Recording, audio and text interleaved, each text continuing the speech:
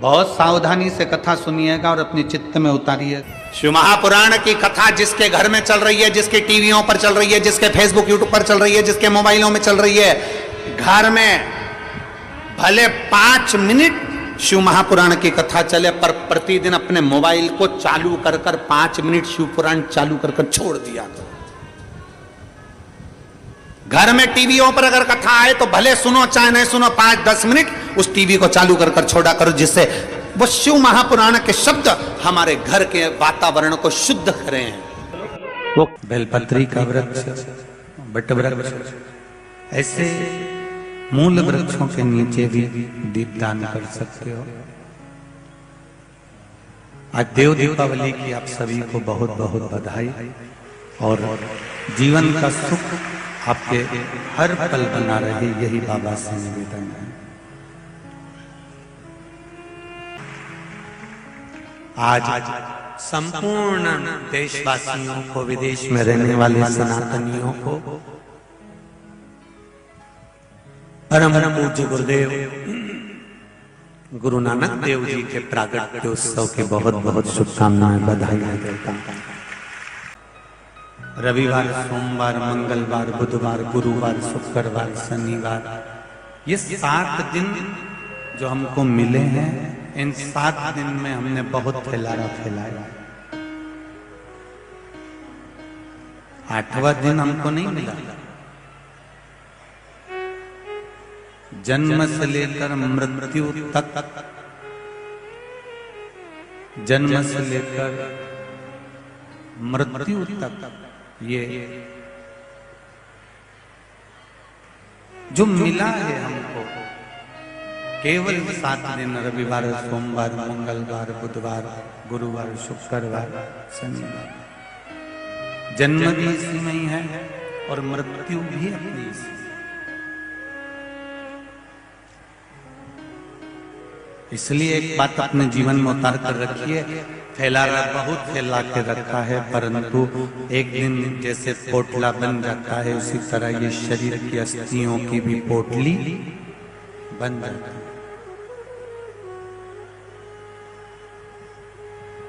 मुट्ठी बांधे आया जग में, जम के बोलो जरा, हाथ पसारे जाएगा, क्या तू लेकर आया जग में।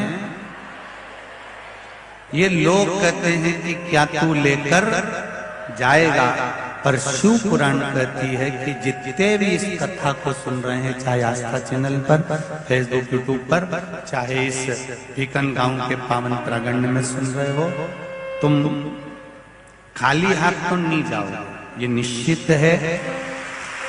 कुछ ना कुछ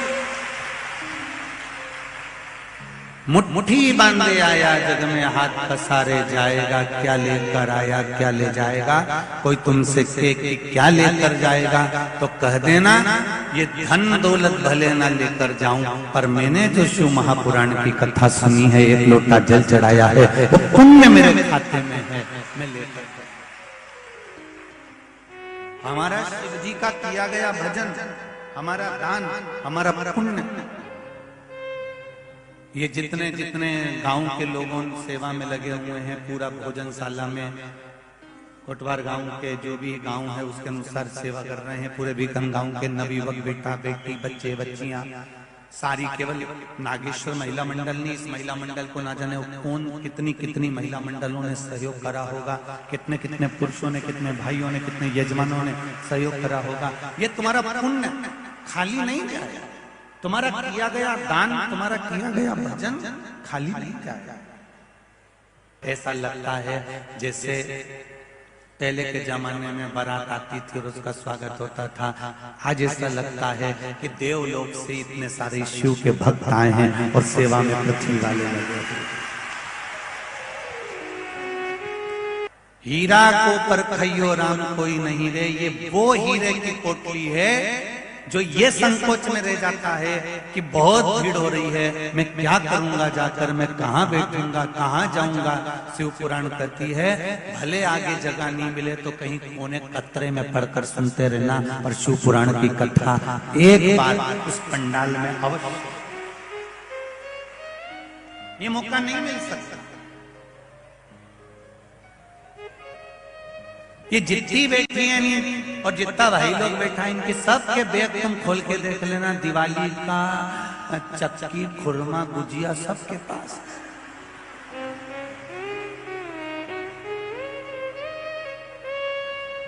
और इन्हें 2-3 बार निकाल के खाने की भी कोशिश करी, ऐसा नहीं। इन्हें बैग खोला धीरे से और निकाल के गुजिया खा रही थी, बाजू वाली ने देख लिया वापिस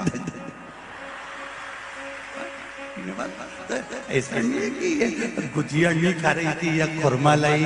अब दिवाली के बाद कथा हुई है तो दिवाली का आइटम कोई घर पे छोड़ के आएगा? छोरा छोरी के लिए जितना दिया सबके लिए छोड़ा वो तो नहीं, और अपना हिस्सा का भी तो मान के नहीं लगा। 4-5 भूजा और खुरमा चकली और फूली वो लाई नहीं आती, देवी जी पूजन की लाई में सब ने वो शक्कर का खिलौना हो सब और सब लेके आई है। ये कृपा है। और तुम चिंता मत कर जो, आज जब जाओ रास्ता में सब निपटा जा जाओ सब। और फिर कहूंगा यहां से जाओ शिव महापुराण में से तो एकदम घर पे जाके कपड़े मत धोना, इन कपड़ों को जाकर झटकारना, कंकर शंकर की धरा से आए हो कुछ भगवान देकर कितना कहा जरा देखिए। जब माता पार्वती जी ने जब भगवान गणेश जी महाराज आए और गणेश जी महाराज ने आकर कहा मां मुझे भूख लगी है, मां मुझे भूख लग रही है। गणेश जी आकर माता पार्वती से कह रहे हैं कि मुझे भूख लगी है, और माता पार्वती जी शंकर भगवान को देख रही हैं कि वो तो नेत्र बंद करके बैठे हुए हैं। बेटे अगर भूखे हैं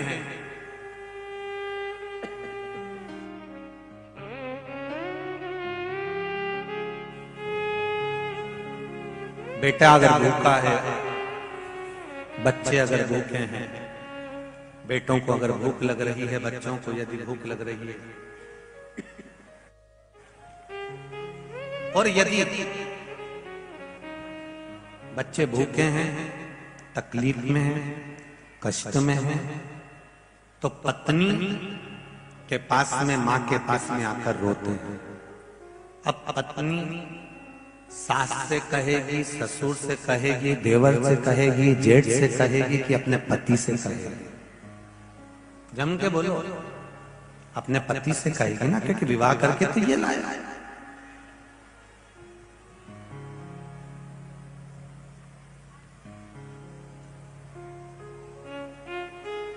सास ससुर ने केवल छोरी देखी है, लड़की देखी है, विवाह करा है, पर शादी तो पति के साथ हुई है।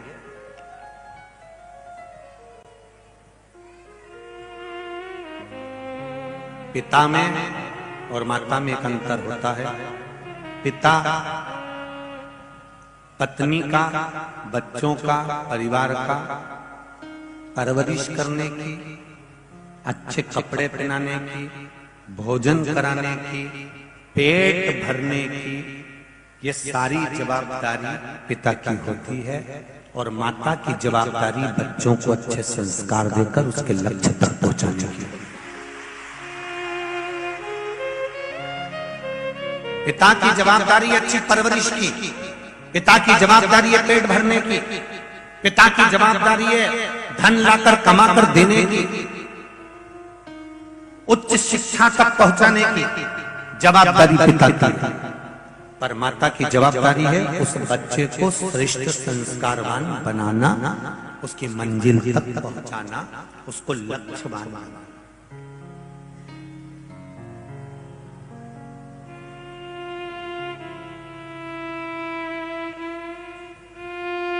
ये माता की जवाबदारी। अब पार्वती मैया के बच्चे अगर भूखे हैं, ये तो शिव जी की लीला। गणेश जी भूखे, उन्हें भूख लगी। बैकुंठ में अगर पार्वती जी होती तो भूख नहीं लगती। ब्रह्मलोक में अगर पार्वती जी होती तो भूख नहीं लगती। इंद्रलोक में अगर पार्वती जी होती तो भूख नहीं लगती। पार्वती जी कहाँ रहती हैं? पृथ्वी पर, कैलाश पर्वत पर, मृत्यु लोक में। जिस मृत्यु लोक में आप और हम रहते हैं, उस मृत्यु लोक में शंकर और पार्वती जी भी रहते हैं, उसी मृत्यु लोक। और यहां शास्त्र कहता है जो मृत्यु लोक में रहता है उसको भूख भी लगेगी, प्यास भी लगेगी, कर्म भी करना पड़ेगा। तो मृत्यु लोक में पार्वती जी रह रही हैं तो बच्चों को भूख तो लगना ही है। पार्वती जी के पास में आकर गणेश जी ने कहा, मां बहुत भूख लग रही है। माता बहुत भूख।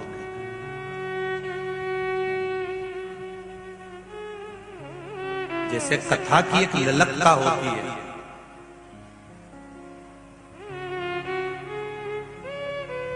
कितना आपके इस कथा पंडाल में दो सांसद महोदय यहाँ पर विराजमान हैं, विधायक महोदय, माता जी विधायक भाभी जी, वो भी प्रतिदिन हमने देखा कहीं कहीं कथाओं में तो एक आध दिन विधायक जी आ जाते हैं, बाकी दिन गायब हो जाते हैं, पर यहाँ 7 दिन तक आपके यहाँ के विधायक रोज कथा सुनते।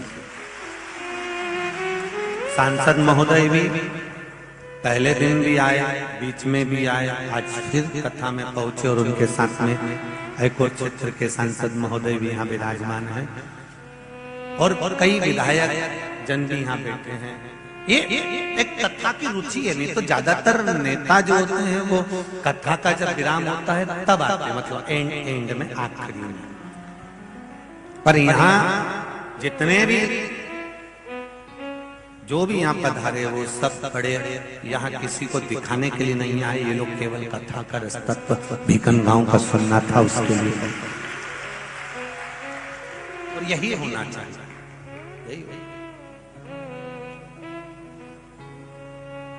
भगवान श्री गणेश जी महाराज को भूख लग रही है और भूख लगी तो उन्होंने मां से कहा। माता किससे कहे? माता पार्वती जी ने शिव जी से कहा, भोलेनाथ बच्चा को अगर तकलीफ है और वो मां किससे कहेगी? अपने पति से कहे।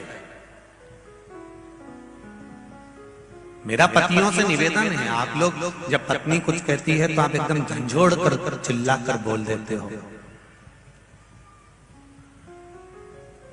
चिल्ला, तेरे तो रोज के नाटक है, तेरे तो रोज के ये काम।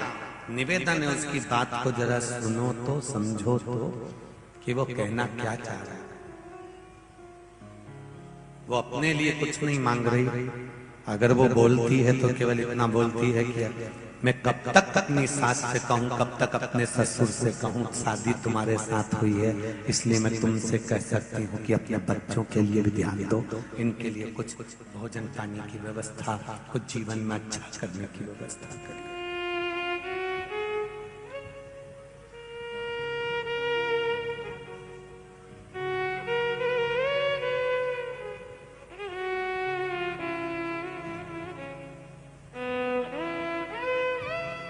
थोड़ी देर बाद कार्तिकेय जी आ गए। कार्तिकेय जी ने भी आकर कहा, मां भूख लग रही है।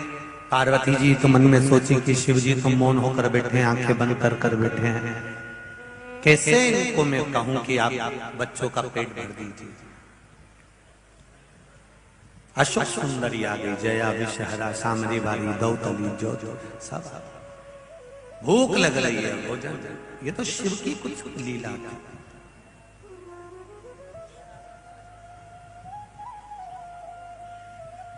पार्वती जी ने शिव जी पर एक लोटा जल चढ़ाया। शंकर भगवान के नेत्र नहीं खुले क्योंकि शिव लीला करने वाले थे। क्रोध में आ गई मां, बच्चों को बिलखता हुआ नहीं देख सकती।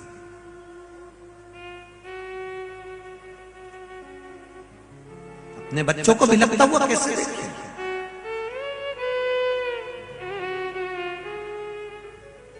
और ये माता का प्रेम होता है।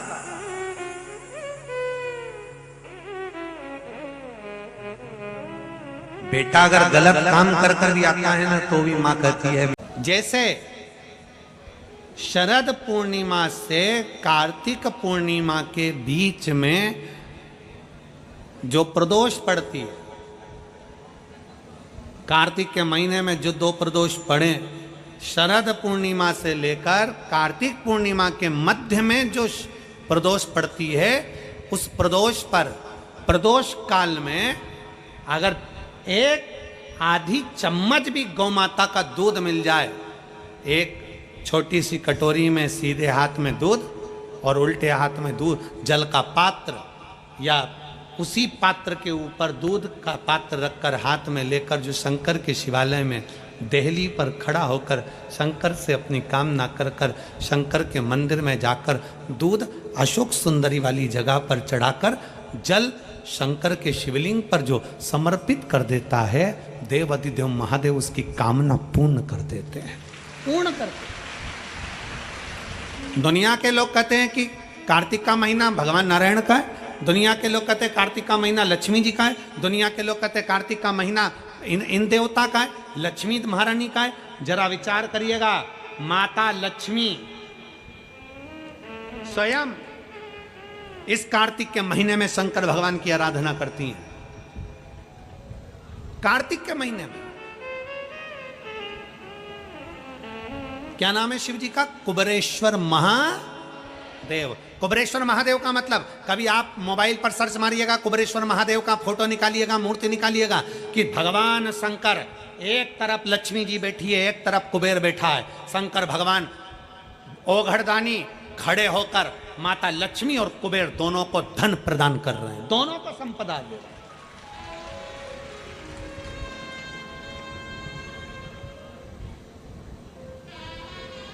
कभी कुबेरेश्वर बाबा का मूर्ति का दर्शन करिए, कुबेरेश्वर शंकर भगवान की मूर्ति खड़ी है, एक तरफ लक्ष्मी जी, एक तरफ कुबेर, दोनों माता भगवान शंकर जी से लक्ष्मी ले रहे हैं। दोनों, यही कार्तिक का महीना शंकर की आराधना का महीना, शिव आराधना का।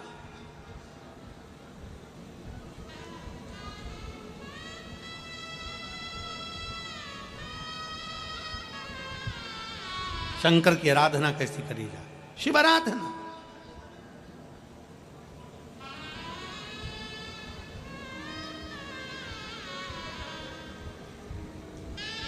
शिव की आराधना में कैसा, केवल एक कटोरी में दूध, दो प्रदोष, शरद पूर्णिमा से कार्तिक पूर्णिमा के बीच में एक महीने के अंदर, पूर्णिमा के अंदर, पूर्णिमा शरद पूर्णिमा कार्तिक पूर्णिमा के अंदर दो प्रदोष पड़े। वो दोनों प्रदोष जब पड़े, उस प्रदोष में थोड़ा सा, आधी चम्मच, एक चम्मच गाय का दूध हो, भले थोड़ा सा दूध और एक लोटा जल।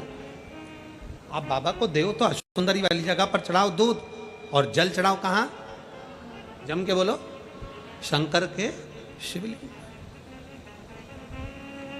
समर्पित करें। माता पार्वती जी ने शिव की आराधना करी है, ब्रह्मा जी ने शिव की आराधना करी है। इसी कार्तिक के महीने में स्वयं कुबेर ने, इसी कार्तिक के महीने में स्वयं कुबेर ने भगवान शंकर से लक्ष्मी प्राप्त करी, दान वैभव प्राप्त करा, कुबेर पद प्राप्त करा। इसीलिए लोग दीपावली की रात्रि को सीहोर पहुंचकर कुबेरेश्वर बाबा के यहाँ 11 दीप लगाते हैं, दिए प्रज्वलित करते हैं दीपावली की रात्रि को।